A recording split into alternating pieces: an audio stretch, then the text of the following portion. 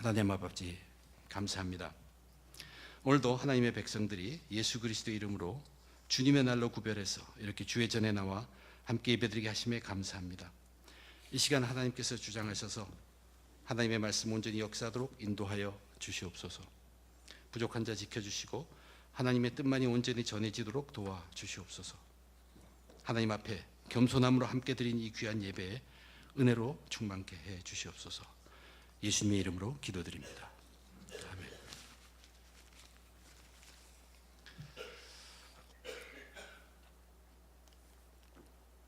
오늘 우리가 대하는 이 본문, 지금 믿음을 가지고 사는 우리 모든 그리스도인들에게 너무나도 중요한 사건이 일어났던 그 순간을 묘사한 내용입니다. 성령의 문이 활짝 열렸다. 저수지, 물을 담고 있는 저수지를 생각하는데 그 저수지에 성령이 가득 담겨 있습니다. 근데 그 저수지는 마르지 않는 저수지예요. 물을 다 뽑아내도 또 가득 차는 그러한 저수지인데, 그 저수지에 닫아두었던 댐 문이, 그 댐의 문들이 전부 한꺼번에 다 열린 것입니다. 구약의 시대와는 달리 하나님의 영이 가득 부어지기 시작하는 그 순간, 그것이 오늘 성경에서 말하는 순간입니다. 구약의 시대에는 하나님께서 그 뜻을 성취하시기 위해서 필요한 시간에, 필요한 장소에, 필요한 사람에게 부어서 하나님의 뜻을 이루셨다면, 이제는 예수님을 믿는 사람들은 누구에게나 하나님의 영이 그 가슴 속에 가득할 수 있도록 엄청나게 이미 부어주신 것이에요. 그래서 그들이 하나님과 동행하고 예수 그리스도와 함께하며, 그들이 예수 안에 들어가고 예수가 그들 안에 들어갈 수 있는 임마누엘의 하나님과 함께하는 삶을 가능하시도록 가득 넘치게 부어주기 시작한 날이 그날입니다. 그 이후로 이 저수지는 성령이 마르지 않고 지금도 계속 우리들에게 부어주고 있습니다. 하나님의 아들이 이 세상에, 이 땅에 태어나실 때, 그때가 그리스도인들에게 얼마나 중요한 때입니까? 그 순간은 다시 오지지 않는 순간입니다. 우리들 중에는 예수님이 지금도 다시 한번 그렇게 태어나셔서 왔으면 하는 생각을 하실 수 있겠지만 그렇지 않다고 했습니다. 그때뿐입니다. 주님이 다시 오신다고 하면 이제 그때는 심판에 주러 오십니다. 그때는 세상의 마지막입니다. 마찬가지로 성령님이 이 땅에 가득 부어지기 시작한 그때는 우리 그리스도인들에게 정말로 중요한 시간이며, 그 순간은 다시 올 필요가 없습니다. 왜냐하면 성령의 댐문은 그때 활짝 열렸고, 그때 이후로 성령은 그 댐문을 통해서 계속 풍성하게 부어지고 있기 때문입니다. 이것은 반복될 필요가 없는 것입니다. 그러나 오늘 이 본문은 성령의 댐의 문이 활짝 열리는 그 순간을 전해주고 있기 때문에 그 순간만은 정말로 엄청나게 특별한 순간이라는 것을 우리는 부정할 수 없습니다. 그때 하나님께서는 그 특별한 순간에 아주 놀라운 현상을 나타나게 하신 것, 그것을 기록한 것이 오늘 본문의 말씀입니다. 이것은 특별할 수밖에 없습니다. 그 당시에는 성령이 고갈된 상태입니다. 거기서 마음껏 이제 풍성하게 성령이 부어지기 시작한 때예요. 그것과 오늘날에 우리는 지금 계속 부어지고 있는 이 상태에 있는 것, 그래서 그 당시 고갈된 상태에 처음 문이 열려서 내려올 때 그 상태는 특별할 수밖에 없습니다. 특별한 일이 일어났습니다. 본문 속에 나타난 이 특별한 현상은 성령님에 관한 모든 일들을 단번에 하나님께서 미리 보여주신 것으로 드러나고 있습니다. 하나님이 어떤 것을 미리 보여주셨는가? 그 오순절, 그 당시 오순절 그날에 처음으로 이 성령을 부어주시는 것을 잊게 하시면서 미리 우리들에게 과연 성령이라는 것은 어떤 것이고, 그 성령은 어떤 일을 할 것이며 너희들은 그 성령을 어떻게 받아야 하나, 이것을 아예 오순절 그날에 분명하게 보여주신 것입니다. 그것이 오늘 본문의 내용이고, 이 사도행전을 기록한 누가의 의도도 바로 그것을 저와 여러분 우리들로 하여금 그 첫날에 하나님께서 이미 다 보여주셨다는 것을 의도로 우리들에게 전하고 있습니다. 복음의 시대, 교회의 시대, 성령의 시대를 살아가고 있는 저와 여러분, 우리들을 하나님의 말씀을 통해서 바른 이해와 믿음으로 이 말씀과 성령이 가득한 그러한 믿음의 삶을 사는 저와 여러분이 되어야 합니다. 우선 이 성령의 댐의 문이 열리면서 폭포수처럼 성령이 부어지기 시작할 때 하나님께서는 첫 번째로 우선 지금 오늘날 우리들에겐 보이지 않는, 들리지 않는 그 성령을 들리게 하셨고 보이게 하셨습니다. 하나님의 그 뜻이 무엇일까? 분명히 볼 수 없고 들리지 않는 성령이지만 그때에는 들리는 성령으로, 보이는 성령으로 나타내 주신 하나님이십니다. 처음 나타난 특별한 현상은 이 성령 자체를 들리게 하고 보이게 하셨는데 바람과 불의 혀와 같다고 누가는 그것을 기록하고 있습니다. 오순절 날이 이미 이름에 그들이 다 같이 한 곳에 모였더니 호련히 하늘로부터 급하고 강한 바람 같은 소리가 있어 그들이 앉은 온 집에 가득하며 마치 불의 혀처럼 갈라지는 것들이 그들에게 보여 각 사람 위에 하나씩 임하여 있더니 그들이 다 성령의 충만함을 받고 성령이 말하게 하심을 따라 다른 언어들로 말하기를 시작하니라. 우선 성령이 굉장히 강한 바람 같은 소리를 내었습니다. 아마도 이 소리가 너무나 강했기 때문에 이 소리를 듣고 주위에 있는 많은 사람들이 그 소리가 어디서 나는가로 모여들기 시작한 것입니다. 그런데 여기 제가 읽은 이 본문의 기록한 표현한 그 특징을 바라보면 뭐냐면 이것이 전적으로 하나님이 일하고 계시다는 것을 강조해서 표현하고 있습니다. 사람들이 하는 것은 특별하게 아무것도 없는 것처럼 기록하고 있다는 얘기예요. 하나님께서 때를 정하셨어요. 그것이 오순절 그날이었습니다. 그 날이 다가오도록 하나님이 세월을 보내시고 그 날이 이르자 그 현상을 나타나게 하신 것도 하나님이십니다. 이 단락에 보면 120명의 제자들은 그저 하나님에 의해서 사용되고 있는 도구일 따릅니다. 그들은 특별히 그래서 한 군데 모여서 앉아 있었다는 것이 그들에 관한 이야기 전부입니다. 하나님이 하십니다. 제자들이 모인 곳은 집이었습니다. 광야가 아닙니다. 근데 거기에 그 집에 아주 강한 바람 같은 소리가 일어났다는 얘기입니다. 예수님께서도 이 성령을 바람으로 이야기하신 적이 있습니다. 히브리 원어에 보면 spirit이라는 단어와 wind라는 단어가 같습니다. 같은 단어를 spirit이라고 영어로도 해석하고 바람으로도 해석합니다. 주님께서 니고데모에게 이렇게 얘기했습니다. 바람이 임의로 불 때 네가 그 소리는 들어도 어디서 와서 어디로 가는지 알지 못하나니 성령으로 난 사람도 다 그러하니라. 성령이 바람으로 표현될 때는 그것은 성령은 사람이 통제할 수 없다는 뜻입니다. 지금 우리는 바람이라는 것이 어떻게 부는지 과학적으로 압니다. 기압이 높은 곳에서 기압이 낮은 곳으로 흐르는 것이 바람입니다. 그렇다고 해서 자연의 이 미세하게 부르는 그 바람처럼 우리는 이 바람을 통제할 수가 없습니다. 절대 통제할 수가 없습니다. 자연의 바람을 통제하지 못합니다. 지금은 우리는 보지 못하고 듣지 못한 성령님이 그때는 정말로 강한 바람 같은 소리를 내시면서 강하게 들려온 것입니다. 하나님께서 미리 알게, 미리 듣게 하셨는데 무엇을 듣게 하셨냐면 이것은 너희들이 통제하는 것이 아니란 얘기입니다. 너희들은 어떻게 할 수 없고 그러나 성령이 임의대로 한다는 얘기예요. 성령의 임의대로라는 것은 성령이 자기가 기쁜 대로라는 뜻입니다. 성령이 기뻐하는 뜻은 하나님의 뜻이요 예수님의 뜻입니다. 하나님의 뜻과 예수님의 뜻이라는 것이 바로 하나님의 말씀입니다. 그러므로 성령이라는 것은 하나님의 말씀과 하나님 말씀 안에서 일하는 영입니다. 절대 그 말씀과 동떨어질 수가 없습니다. 임의로 일하시기 때문에 성령의 바람이 불자 여기 모인 120명의 제자들은 자기들이 무엇을 말하고 있는지를 모를 정도로 성령에 의해서 통제되고 있습니다. 성령이 그들을 붙잡고 있는 것입니다. 자기가 알지도 못한 말을 입으로 말하고 있다는 사실입니다. 이미 이 성령의 바람 저와 여러분 우리들에게 불기 시작한 것입니다. 믿음의 사람들은 이 성령의 바람을 타야 합니다. 이 성령의 바람에 거슬려서는 안 됩니다. 성령의 바람을 타고 순응해야 합니다.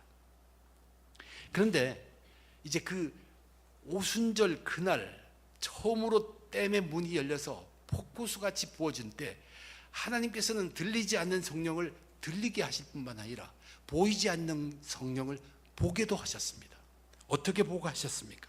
그때는 불의 혀와 같은 모양으로 나타나게 하셔서 보여주셨습니다. 불의 혀라는 것은 불 가운데 있어도 가장 뜨거운 부분을 말합니다. 그것이 갈라진다는 것은 우리 불똥이 튀듯이 튀어가서 그것이 또 하나의 불을 만드는 것을 이야기합니다. 성령의 불의 혀로 각 사람에게 나타난 것은, 불은 무엇을 합니까? 모든 것을 태워버립니다. 이것이 우리들에게 알려주시는 것은, 하나님께서 미리 보게 하신 것은 바로 이 성령은 죄를 태우는 능력이 있고 생명을 살리는, 생명을 만드는 능력이 있다는 얘기입니다. 성령이 이루시는 거룩함을 미리 보여주신 것입니다. 성령은 우리 사람의 본질을 회복시켜 줍니다. 죄로 인해서 파괴된 우리를 불로 녹여버리고 속사람을 받고 새 생명으로 태어나 새 사람이 되게 하는 그 성령의 불이란 얘기입니다. 이제 이 성령의 불로서 바람을 일으키면 그것이야말로 정말로 축복의 불이요, 구원의 불이요, 하나님 나라 확장의 불이라는 것이 사실입니다.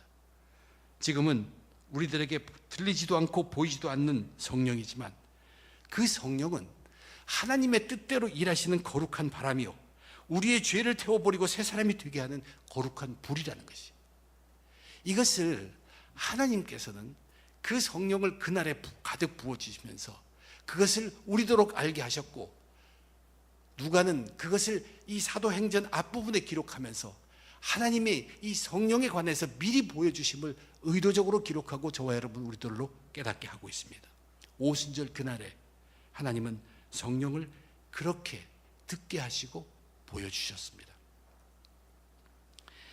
오순절 그날 그 특별한 날에 하나님은 이제 또한 이 성령이라는 것이 앞으로 어떻게 일할 것인 것을 분명하게 미리 보여주셨습니다. 성령이 어떤 일을 할 것인지를 보여주신 것입니다.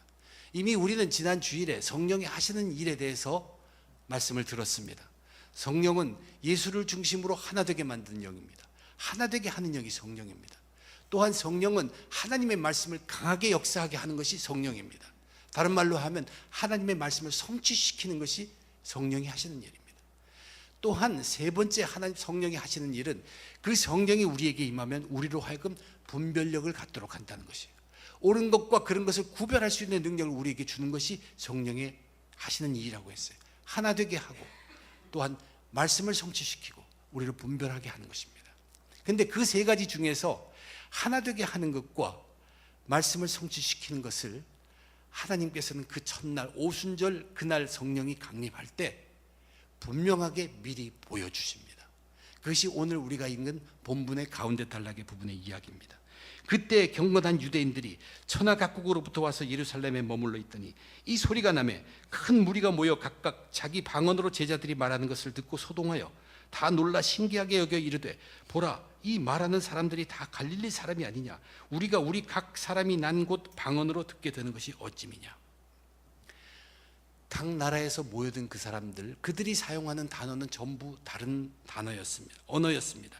그럼에도 불구하고 120명이 모여있는 그 갈릴리 사람들에게부터 들려오는 그 소리 중에는 자기가 알아들을 수 있는 자기 나라의 말이 같은 내용이 같은 시간에 하나님 나라 큰 일을 이야기하는 것이 들려왔다는 얘기입니다. 거기에 몰려든 모든 사람들이 다 한 내용의 말씀을, 예수 복음의 말씀을 들었다는 사실입니다. 한 장소에서 같은 시간에 같은 메시지가 그 사람들에게 다 같이 들려온 것입니다. 그 메시지는 예수의 중심이었고 그 메시지를 중심으로 그 장소에서 그 시간에 그들을 다 하나로 묶은 것입니다. 이것이 성령이 하시는 일임을 하나님은 미리 보여주셨고, 누가는 사도행전을 기록하면서 그것으로 하나님의 그 의도를 미리 보여주셨다는 것을 우리에게 강조해서 기록하고 있습니다. 그뿐만이 아닙니다. 이것을 보면, 하나 되게 하신 것을 보면, 왜 우리들 지금 사용하는 언어가 이렇게 다양해졌을까?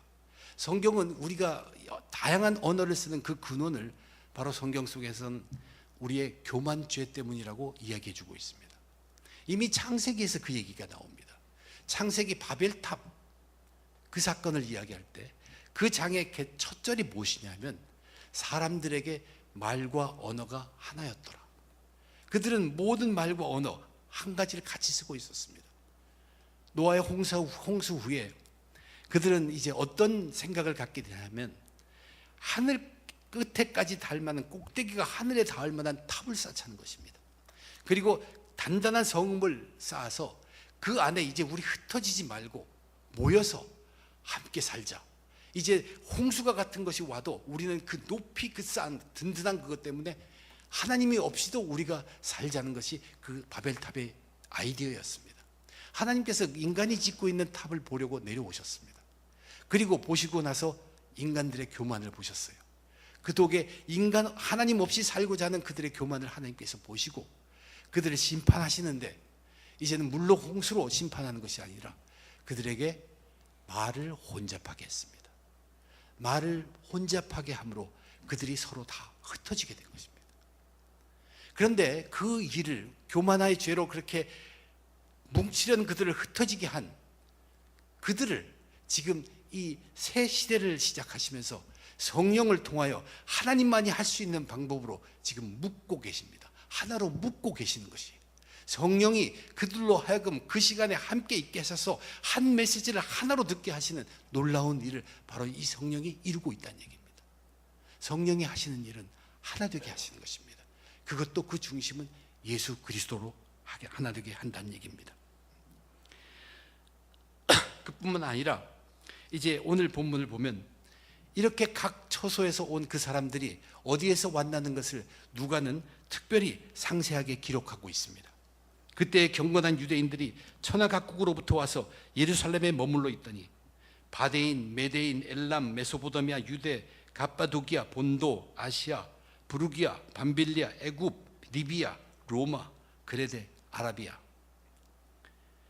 그때 경건한 유대인들이 천하 각국으로부터 와서 예루살렘에 머물러 있더니, 여기 머물러 있더니는 영어 성경을 보면 예루살렘에 와서 살고 있더니란 뜻입니다.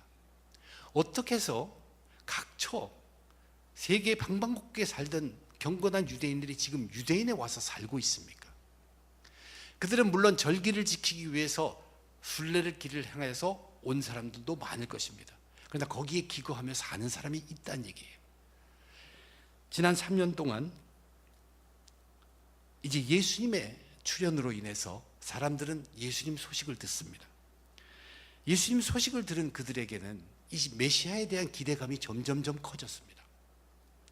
그리고 더구나 약 50일 전에 있었던 예수님의 십자가의 사건으로 말미암아서 그 소문이 퍼지면서 유대인들 중에 경건하다는 사람들은 이번 오순절에 반드시 이 메시아가 오신다는 그 기대감으로 전부 예루살렘으로 향해 모였던 것입니다. 이미 예수님의 소식을 듣고 그런 일이 예루살렘에 일어났다고 생각한 사람들은 이 땅에 메시아가 온다면, 이미 예수님은 오셨죠.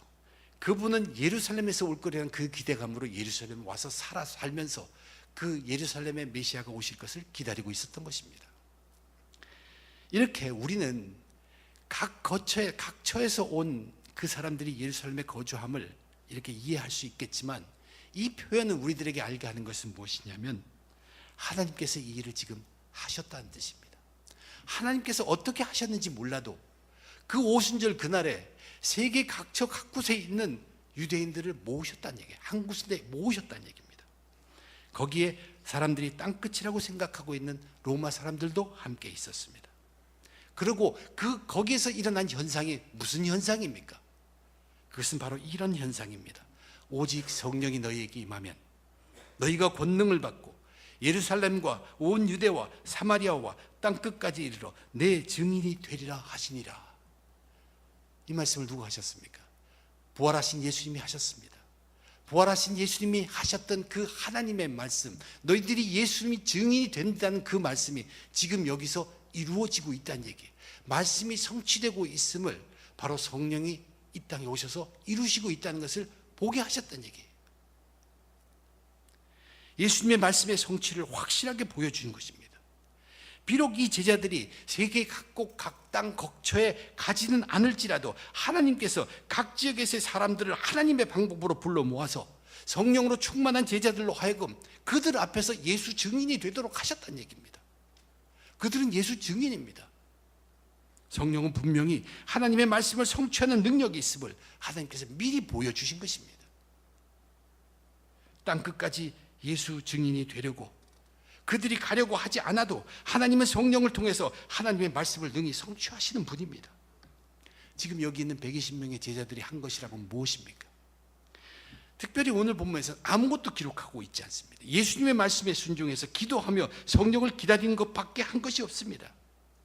그런데 지금 그들은 예수 증인으로 이제부터 각 나라에 전해지게 된 것입니다. 그들이 가서 전하든 어떻게 전하든 그들은 예수 증인으로 전해지게 되었다는 사실입니다. 이것이 성령이 하신 것입니다. 하나님은 이것을 미리 보여주셨습니다. 이렇게 보여주셨다고 누가는 기록하고 있습니다. 저와 여러분들은 그 날에 성령이 그래 가득 부어지는 오순절 날에 이미 하나님께서 이것을 보이셨다는 것을 깨달아야 합니다. 성령이 하시는 일 세 가지라고 했죠. 하나 되게 만드는 것과 말씀을 성취하는 것, 또 하나는 그 성령이 임하게 되면 그 사람은 분별력을 얻는다고 했습니다. 그러기 위해서 우리가 자기를 부인하는 그런 것이 필요하다고 이야기했죠. 그러나 이 분별력에 대해서는 아직 그 성령이 임해서 제자들이 어떤 분별력을 가졌는지 기록하지 않고 있습니다. 그 대신 이 분별력을 가져야 할, 성령을 받아야 할 거기에 있는 사람들이 얼마만큼 분별력이 없었는가 하는 것을 우리들에게 들려주고 있습니다. 크게 두 반응으로 나타납니다. 다 놀라며 당황하여 서로 이르되 이 어찌된 일이냐 하며, 또 어떤 사람들은 조롱하여 이르되 그들이 새 술에 취하였다 하더라.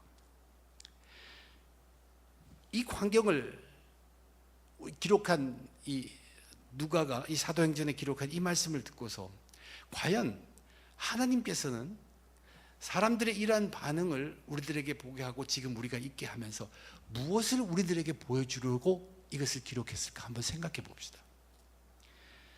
하나님은 이제 이 성령을 너희 인간들이 대할 때 주의해야 한다는 것이에요. 감히 이 성령에 대해서 잘못 생각하거나 대항하거나 그런 것을 하지 않도록 이미 경고하고 계시는 것입니다. 성령을 거역하는 잘못에 대한 경고를 이미 미리 보여주고 계십니다. 이런 얘기입니다.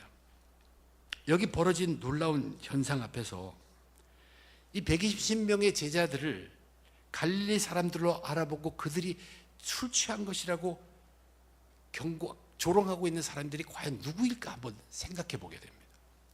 우선 세계 각처에서 몰려온 그 사람들은 예수에 대한 소문은 들었을지 몰라도 예수의 제자들에 대해서는 직접 경험하거나 깊이 알지는 못할 것입니다.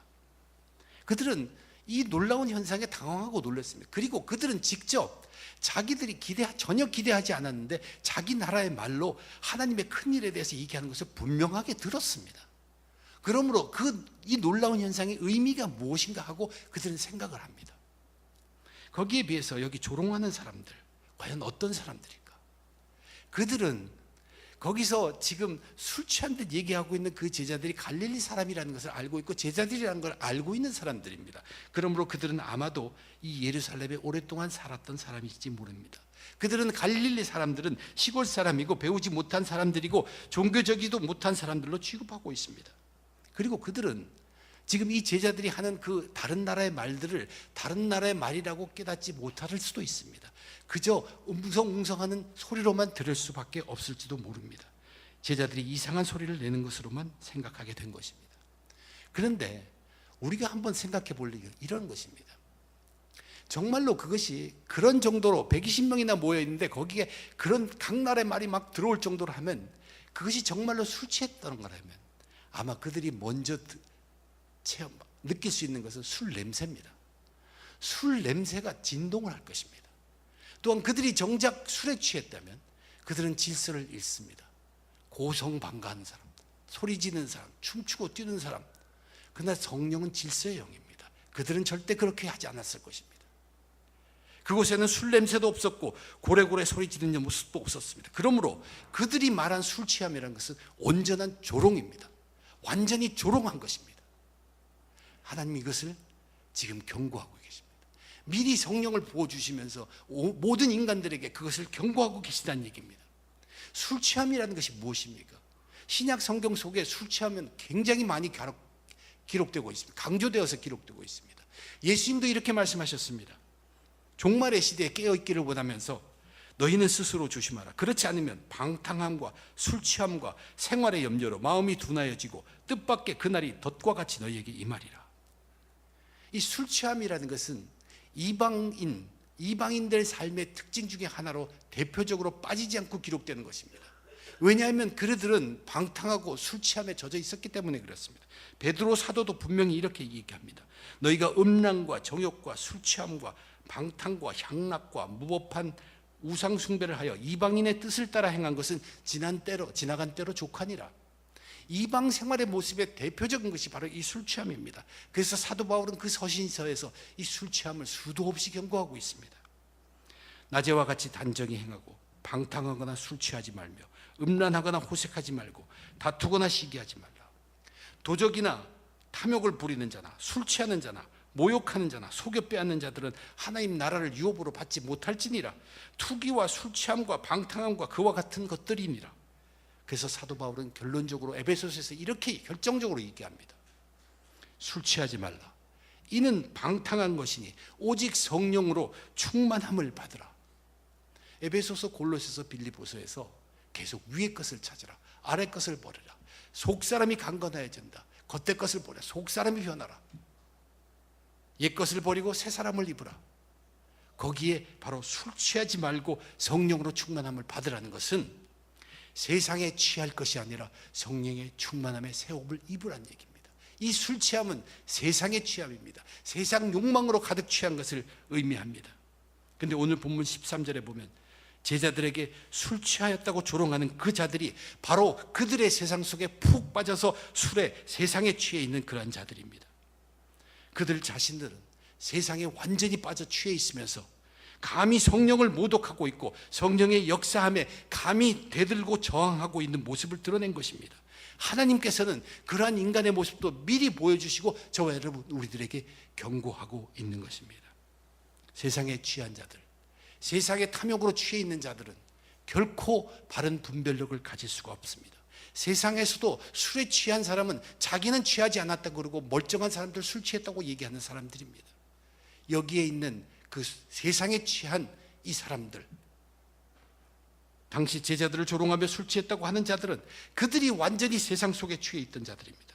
그들은 이제 구원받아서 성령 안에서 바른 분별을 해야 할 자들입니다. 성령에 젖어 충만한 사람들은 진리를 분별합니다. 하나님은 이 세상에 성령의 뗏 문을 여는 그때에서부터 성령을 가벼이 여기고 감히 성령의 일하심에 대항하는, 조롱하는 그 잘못을 꾸짖고 계십니다.